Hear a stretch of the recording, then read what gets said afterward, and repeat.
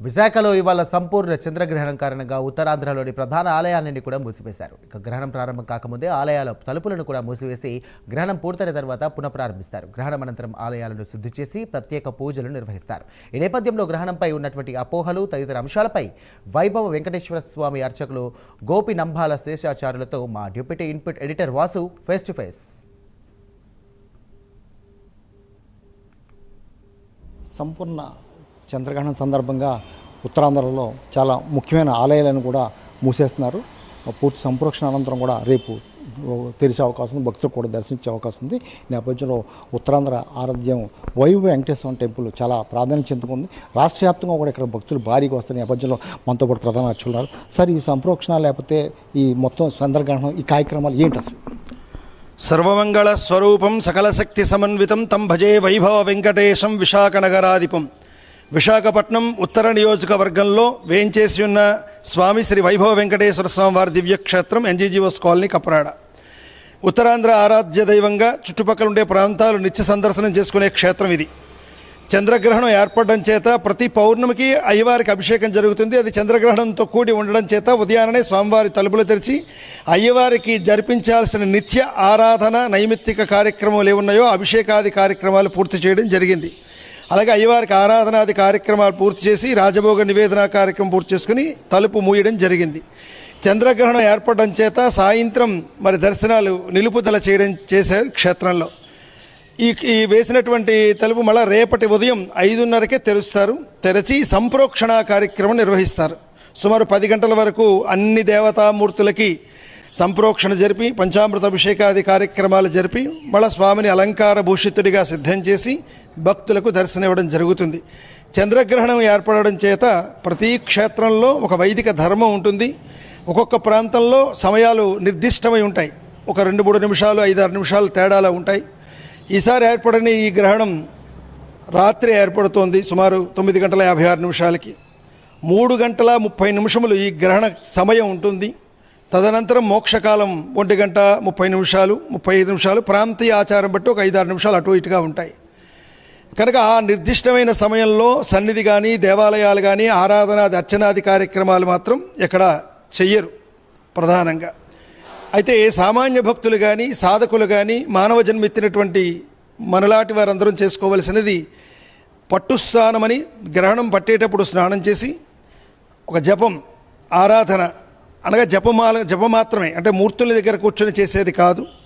గురువు ఉపదేశం చేసిన మంత్రం కానీ ఎవరి సాంప్రదాయం అనుసరించి వారు పంచాక్షరి చేసేవాళ్ళు పంచాక్షరి, అలాగే అమ్మవారు ఆరాధన చేసేవారు అమ్మవారు, అలాగే అష్టాక్షరి మంత్రోపదేశం పొందిన వాళ్ళు అష్టాక్షరి మంత్రము, ఈ నామ జపాన్ని చేసుకొని సకల సిద్ధులు కలగడానికి యోగ్యమైన సమయం అది.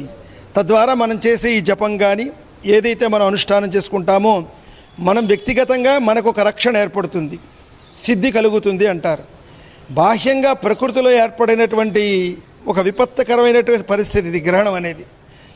ఆ సమయంలో మనం చేసే జపం కానీ తపం కానీ ఆ పర్యావరణ ప్రాంతం ఏదైతే ఉందో మనం చేసేటువంటి గృహం కావచ్చు, ప్రాంతం కావచ్చు, ఆశ్రమం కావచ్చు, ఆ నిర్దేశించిన ప్రదేశంలో ఉండేటువంటి ఆ వైబ్రేషన్స్ అంటారు ఇంగ్లీష్లో తరంగాలు, తద్వారా ప్రకృతి వైపరీత్యాలు రాకుండా నిలుపుదల చేయడానికి ఎటువంటి ప్రమాదం వచ్చినా నిలదొక్కునే ధైర్యాన్ని ఇవ్వడానికి ఈ పట్టు స్నానం విడుపు స్నానం చేసి సాధకులు జపం చేసి అది ధారపోస్తారు. సర్వే జనా సుఖినో భవంతన్నది భారతీయ సనాతన సాంప్రదాయం తాలూకా మకుటాయమాన శ్లోకం. అది సర్వజనులు సుఖంగా ఉండాలని. అట్లాంటి స్థితిలో ఈ గ్రహణ సమయాన్ని అందరూ ఈ ప్రైమ్ 9 ఛానళ్ళ ద్వారా తెలియజేస్తుంది ఏంటంటే చేయవలసిన విధి విధానం ఆహారాది విహారాదులు సాయంత్రం 5 గంటలలోపు ముగించుకొని తదనంతరం ఏదైనా ఉండవలసినటువంటి స్థితిలో శరీరం నిలుపుదల చేసుకోవడం కోసం లిక్విడ్ ద్రవ్యం అలాంటి ద్రవ్యం మాత్రం ఘన పదార్థం కాకుండా జ్యూస్ కానీ పాలు కానీ అట్లాంటివి తీసుకుని ఉంటారు.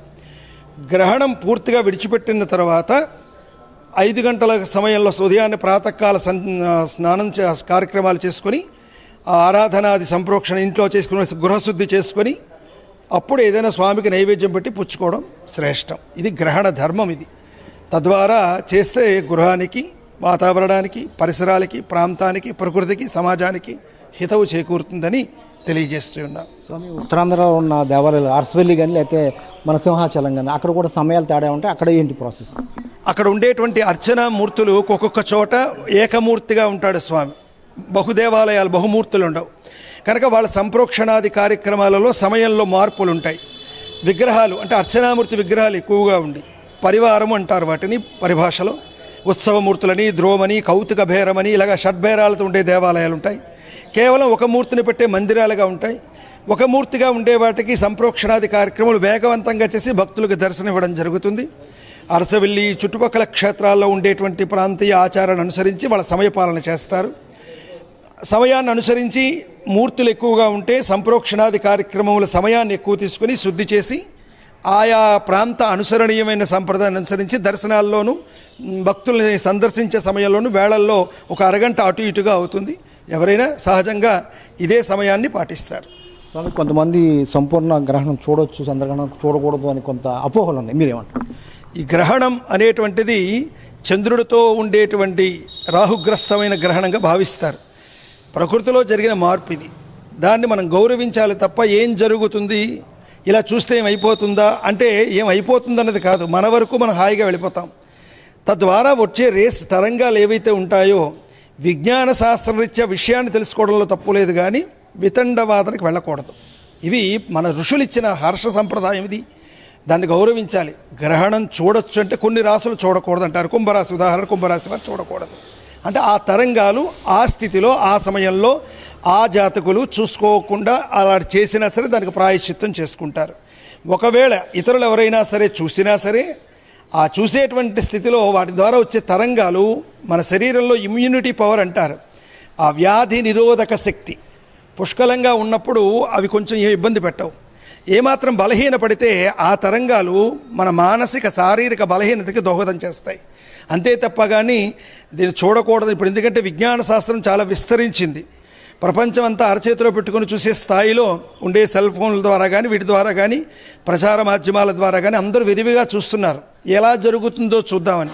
విద్యార్థులు ఉన్నారనుకోండి, సైన్స్ శాస్త్రం చదివేవారు, అది ఎలా ఏర్పడుతుంది ఎలా వెళుతుంది అనేది వాళ్ళు తెలుసుకోవటం వల్ల తర్వాత తరానికి ఆ విజ్ఞానాన్ని అందించడం వరకు దాన్ని మనం యాక్సెప్ట్ చేయొచ్చు. మొండిగా వెళ్ళి ఏం జరుగుతుందని మనం చూడడానికి మనం ఆ ధర్మంలో పుట్టలేదు. మన ఆర్ష ధర్మం, భారతీయ ధర్మం, వేద ధర్మం, భారతీయ ధర్మం, పురాణ ధర్మం, భారతీయ ధర్మం, సనాతన ధర్మం. అట్లాంటి సనాతన సాంప్రదాయంలో పుట్టిన మనం అలాంటి పరిస్థితుల మధ్య మనం చూసినంత మాత్రాన సాధించేది ఏమీ ఉండదు. కానీ మనం చేసే జపమో, తపమో, మంత్రమో, అనుష్ఠానమో తద్వారా వచ్చేటువంటి శక్తి ప్రపంచానికి అంతటికీ శాంతిని చేకూరుస్తుంది. కనుక అనుష్ఠానం చేసుకోవడానికి సాధకులు ఇది చేసుకోవాలి.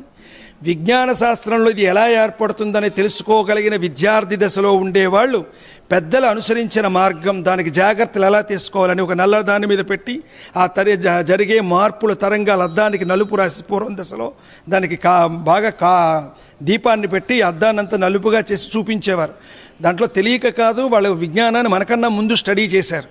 ఆ నల్లటి ఛాయ ఏర్పడడం వల్ల వచ్చే రేసెస్ ఏవైతే ఉంటాయి తరంగాలు ఆ అద్దం అడ్డుకొని తర్వాత మన బింబం పట్టు విడుపులు చూస్తారు. అలా చూడడం వల్ల మనకి ఇబ్బంది ఉండదని పూర్వం మన వాళ్ళు చేశారు. అది అలాగే ఇప్పుడు ఎక్స్రేలు పెట్టుకొని ఎక్స్రే తాలూకా షీట్స్ పెట్టుకొని చూస్తారు. చూడడం తప్పు కాదు. అది విద్యార్థి దశలో పిల్లలకు నేర్పడానికి ఒక గురువు మధ్యస్థంలో ఉండి గురువు ద్వారా అది విజ్ఞానపూర్వకంగా తెలుసుకోవడం తప్పు కాదు. ఏం జరుగుతుందో చూస్తాను మనం కళ్ళు విప్పి చూసినంత మాత్రాన మనకేం జరిగిపోతుందన్నది మాత్రం కాదు. కోరి కష్టాన్ని తెచ్చుకునే దానికన్నా గౌరవించడం చాలా సంప్రదాయం. కనుక ఆ జరుగుతున్న గ్రహణ సమయంలో మీ ఇష్టం, ఏ దైవం మీకు ఇష్టమైతే ఆ దైవాన్ని ప్రార్థన చేయండి. తద్వారా మనం హాయిగా ఉంటాం. ప్రపంచానికి మన మాట వెళ్ళినా, భాష వెళ్ళినా, ఏది వెళ్ళినా అది ప్రపంచ శాంతిగా ఉంటుంది. భారతదేశమే విశ్వశాంతి కాముకమైనది. విశ్వశాంతిగా ఉండాలి. విశ్వమే శాంతిని కోరుకున్న దేశం. కనుకే భారతదేశాన్ని గురుమండలం అని, గురుపీఠం అని ప్రపంచ దేశాలన్నింటికీ కూడా ఈరోజు భారతదేశం గురుస్థానాన్ని అలంకరించింది. అంటే మన ఋషులు చెప్పిన సంప్రదాయాన్ని, వేద ధర్మాన్ని మనం పాటిస్తాం. కనుకే ఈరోజు దేశ విదేశాలలో కూడా ఎక్కడెక్కడ ఈ గ్రహణం ఏర్పడుతుందో వాళ్ళ పట్టు స్నానమని, విడుపు స్నానమని వారి శారీరక ఆరోగ్య ధర్మాన్ని అనుసరించి వాళ్ళు చేస్తారు.